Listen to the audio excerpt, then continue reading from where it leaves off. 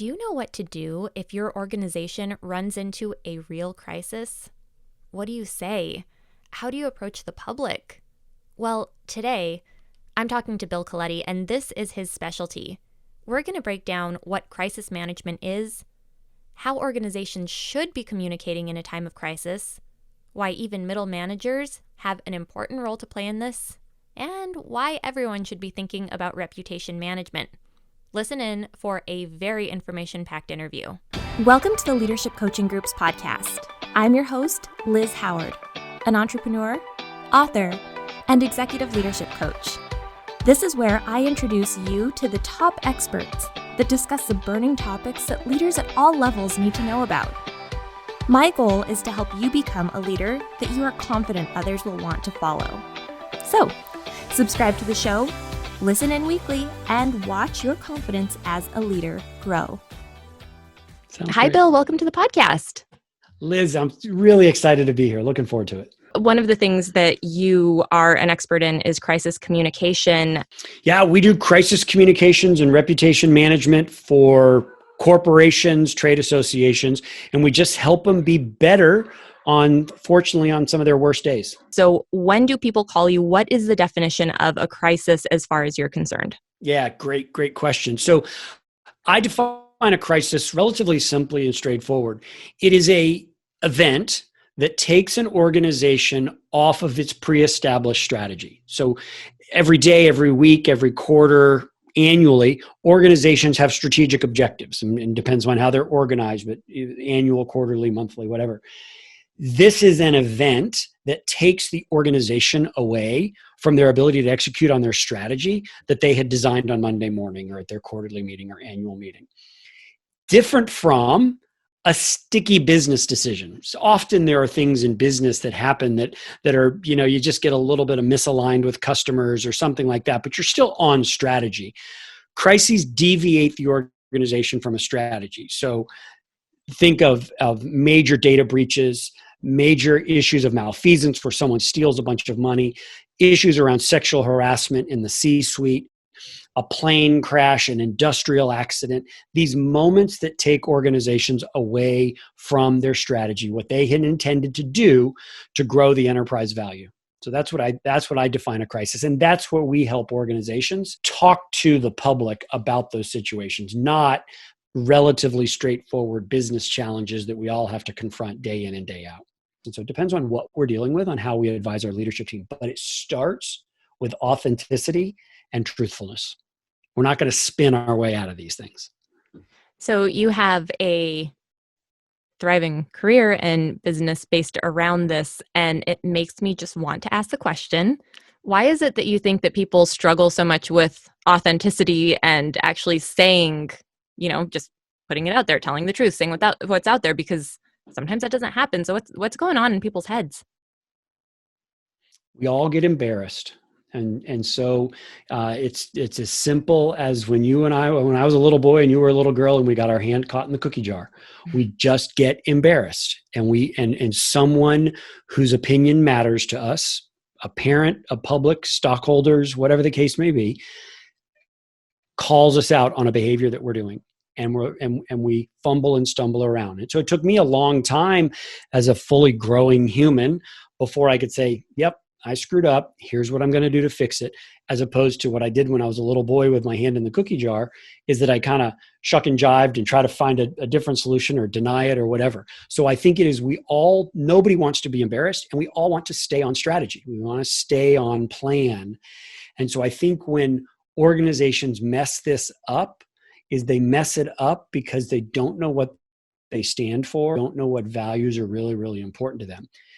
When I was a little boy and got caught with my hand in a cookie jar, I hadn't really fully articulated my values, but now I can fully articulate those. And that's what we sort of work with organizations to really be able to understand their mission and values, because that's how they make better decisions in these types of contexts. But it's a brilliant question. I've never been asked that before that way. And so at that root cause, I think it is that we all just want to be embarrassed, and nobody wants to screw up. And you certainly don't want to screw up in the New York Times. Right. Of course not. And then especially with social media, that's fun because then you can become a meme if you really do it badly. So Yeah, so let's kind of talk a little bit about this. Absolutely. Yeah. So let's talk about this issue of values some, because that's like my favorite leadership topic. I love having people figure out their values. And you know what's Hmm. interesting Hmm. is when you ask people to verbalize them, oftentimes I've found in my work that a lot of people struggle. How do you help people really get, or organizations, as it were, really get to the heart of what their true values are instead of what they think makes good marketing copy? Yeah, awesome. By understanding the impact, understanding the cause and effect. And so I offer an equation for crisis response. The differentiation point between great crisis response is speed. And so when you think of crisis events where organizations have done well, they have addressed it quickly, meeting the needs of their stakeholders. The way the formula works and the way the equation works is that speed equals mission and values plus chain of command. So the people to understand why, and why understanding and the ability to articulate your mission and values is I give them the understanding that that's what's going to yield speed. And so there's two parts: mission and values plus chain of command equals speed. And we can come back to chain of command. But once people understand, and I give a number of examples of companies that get it right versus get it wrong, those that are slow, those that are less than transparent, those that are trying to spin are the ones that don't know what they stand for and don't know who they stand for. So the first step is recognizing the need. Then we go on a journey, and I'm not the expert in working with organizations on articulating that. People like you and people that really sort of have that rich view of that value ecosystem. And to answer your question, the way we get them there and understanding the necessity is understanding that equation, and that we got to be fast. And the only way you can be fast is know what you stand for. What would you tell to a leader that's kind of still coming up about how they can have an impact even on the days when it feels like they're just pushing paper? Yeah, critically important. So we think there's Travis Bradbury's done some great work about EQ and how people are aware and understand others. And it begins with how they are aware and understand themselves. And so I think one of the great differentiators between tremendous leadership skill is EQ, having this emotional understanding about the impact that their thoughts and behaviors have on the organization, but also and others, but also how their thoughts and behaviors impact themselves. So I think in that situation that you just described, the emerging leader needs to understand, okay, why am I not being more assertive in this situation? Why am I not sharing better insights? Why am I not galvanizing other people to my belief system so that we can go convince the boss otherwise? That's something inside of each individual that's making them halt on doing that. So it gets a little sort of psychosocial in the way I think about it. But one of the reasons that sort of emerging leaders in a crisis context, and particularly risk mitigation, don't speak up is they think, well, the people above me must have this all figured out. And that is very, very rarely the case, because the higher you go in the organization, the farther you get from earth. And so, no, it's really important that people in that middle management, emerging leader category actually have the ability to say, no, I saw something's not right. I need to raise that up in my organization. But that's hard, because one of your parts believes that everybody's got that under control and I must be missing something. So it's really an understanding around self-awareness. Oh, that's big. And just even like organizational cohesion in general, right? Like having, Yes. like you said, the awareness, I'll use that word, that you may have some vital information. I think that it's always interesting when I've talked to aspiring leaders or new leaders, that they think that they haven't really earned their seat at the table. And I'm like, but you have this pulse on the organization that is so intimate and so important that, yes, it deserves to be voiced. It deserves to be heard. But I can only think of, if it was a major crisis, how much more important it would even be in those moments. Oh, absolutely. And when I'm in those boardrooms and in those crisis situations, it's one thing to hear from the general counsel, the head of operations, the CEO, and head of HR. Pick the job descriptions. It's also important to talk to middle management.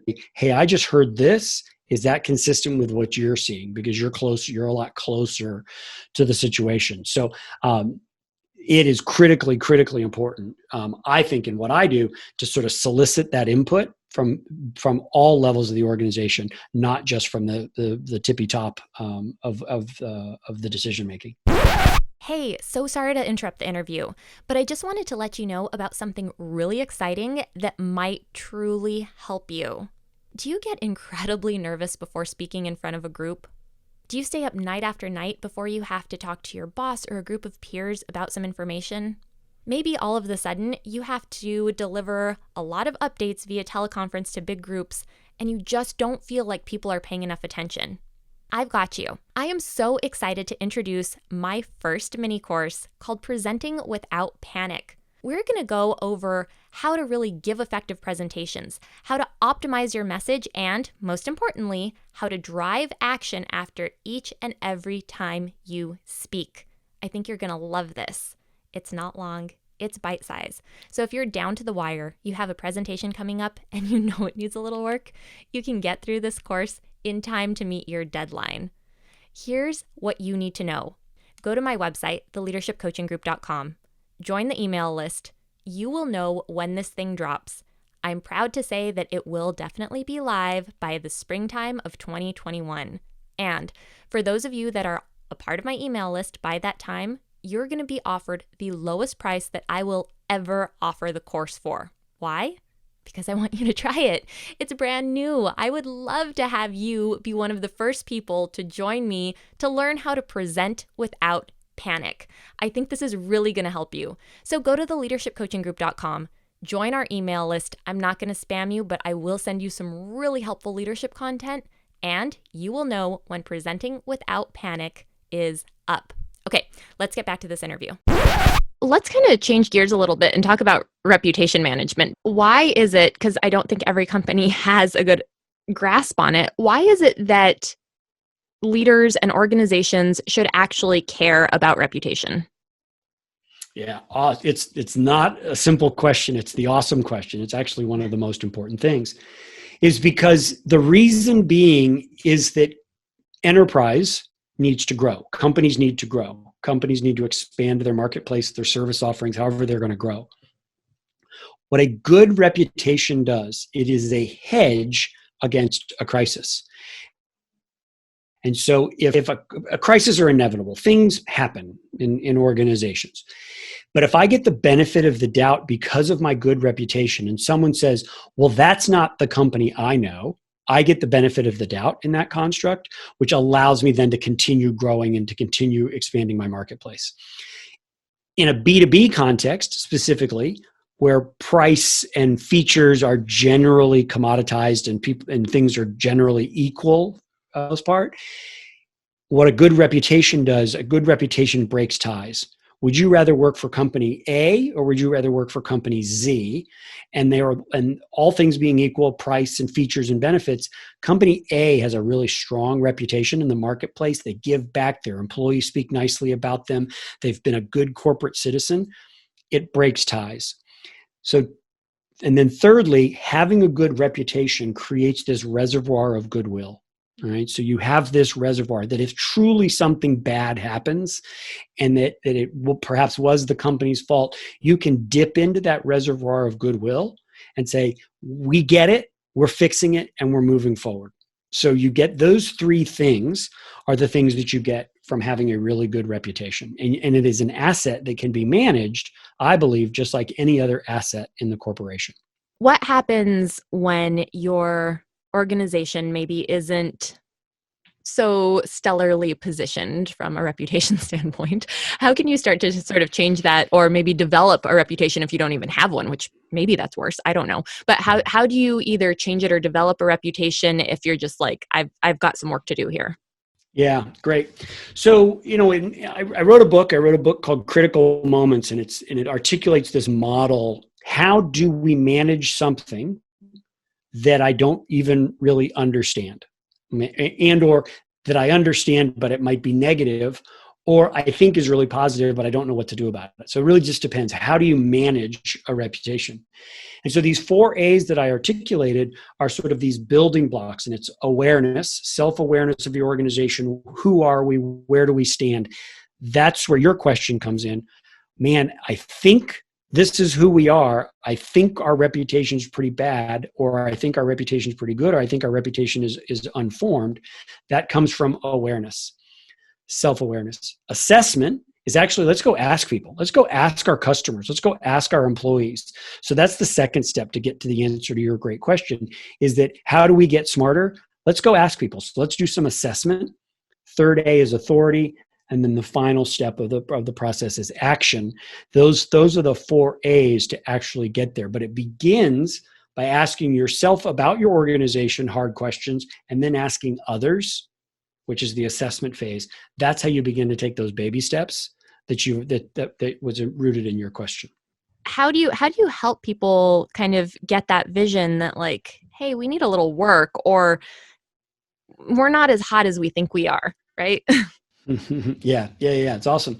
So the phrase is, necessity is the mother of all invention. Yeah. And so what I have found, and where we started the first 15 minutes of our conversation, was about crisis. Mm-hmm. Most companies that come to this reputation management epiphany is in some construct of a crisis. Either they've had a crisis and they're like, well, that sucked. Let's never do that again. What do we do about it? Or they observe a competitor that's had a crisis in their marketplace, or they just read the New York Times or Wall Street Journal or Financial Times and they say, man, this stuff's all over the place. And so they come to me, or they come to this recognition with some, like all good behavioral change in life, comes from being motivated by fear, by being motivated by being scared about something. And so either I went through it, I observed it in my marketplace, or I just knew that it was possible. That's the starting place. That is where most people, in my experience, and those that we serve, that's where most people, how they get to the doorstep of a desire to create a growing and a larger reputation, is some form of crisis stimuli. How did you personally, Bill Coletti, get to a place where you were able to deliver that kind of loving but very, very direct and relevant feedback to clients? Because that's not like the easiest thing. We don't graduate college and are just like ready to do that. Yeah, no. Oh, Liz, another amazing question. I forced myself to answer that question of how did I do it? Somewhat, I grew up in politics. I ran political campaigns, and there is an urgency to be able to make fast decisions based on fast observations.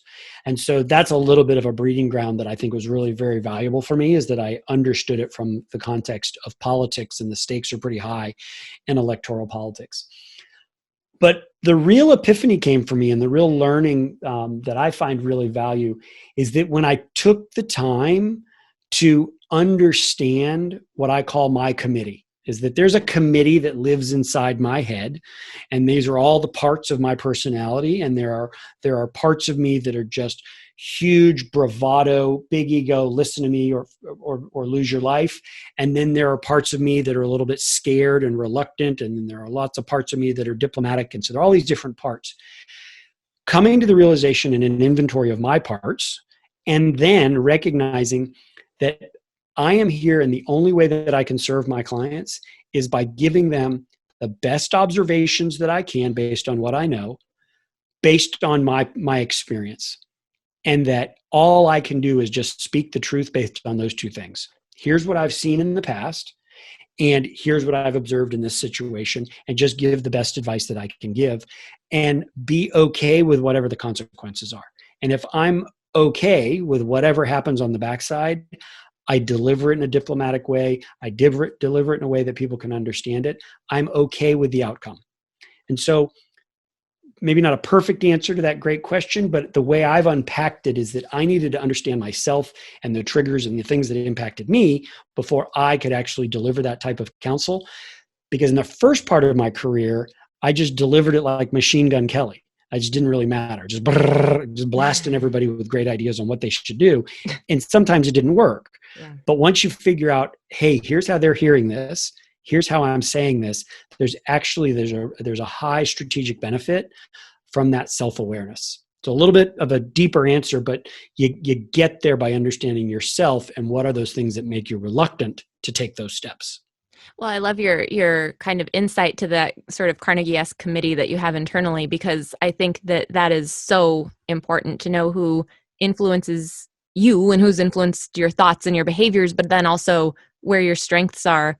And I think perhaps I'm guessing that working in crisis situations, the stakes are high enough, the consequences are high enough. So if you don't say the thing, the consequences could be very extreme. And for, the younger leaders out there that could be listening, it's maybe not always a crisis, but it is important to reference the point that you just made, to think about the consequences of what happens if you don't have the conversation in a, polished and professional way, of course, but what happens if you don't do that? I think that does actually give a little encouragement to go ahead and try to have the conversation. Yeah, absolutely. And I think, Liz, that understanding in a very basic way is that great building block. Because what I learned in the work that I did with my parts and my committee is that about 50% of the time, it's me one-on-one to a leader, to a CEO that says, here's what you have to do. Typically when the stakes are pretty high, that's one-on-one of just me to a leader. But very often it's me to a leadership team. So it's, 3 or 4 or 6 against 1. And if I come with my committee, and my committee is made up of about 7 different archetypes inside of me, I'm now having a conversation with 7 plus 6. So I'm having a conversation with 13 people.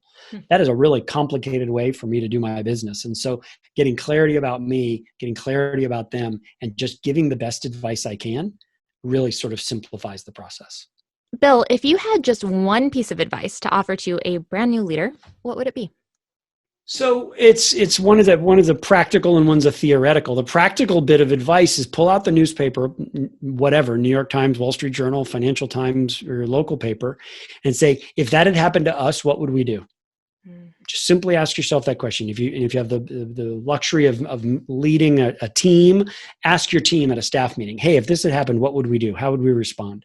So I think that's one sort of practical solution. The 2 is the theoretical, is more around exactly what we were talking about. Really begin the process and do the work, either on your own or with some help, about understanding your health, understanding yourself, and then using work around EQ to understand others.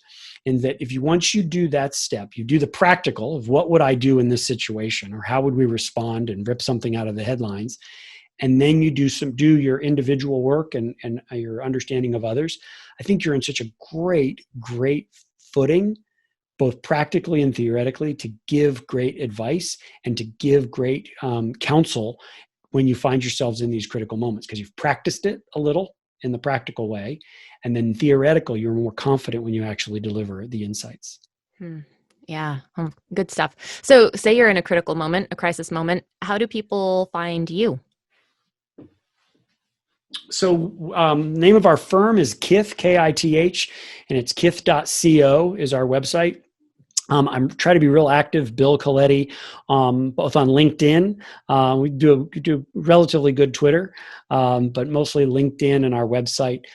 Feel free to reach out. We just sort of value relationships. We don't build at scale. We build with sort of very small, intimate relationships. And so if people want to have a conversation, I'd love to be generous and share what I've learned. So our website, kith.co, LinkedIn, Bill Coletti, and then a little bit of Twitter every now and then. Awesome. And you've been very generous. Thank you so much for being on the show. Awesome. Liz, thank you for what you do. It's a great show.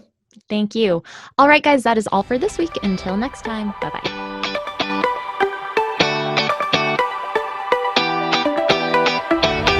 Hey guys, if you're getting anything out of this show, please head on over to iTunes and leave us a review. I read every single one, and honestly, your feedback is single-handedly what keeps this show going. So go to iTunes and let us know you're listening. Thank you so much for being a part of our community.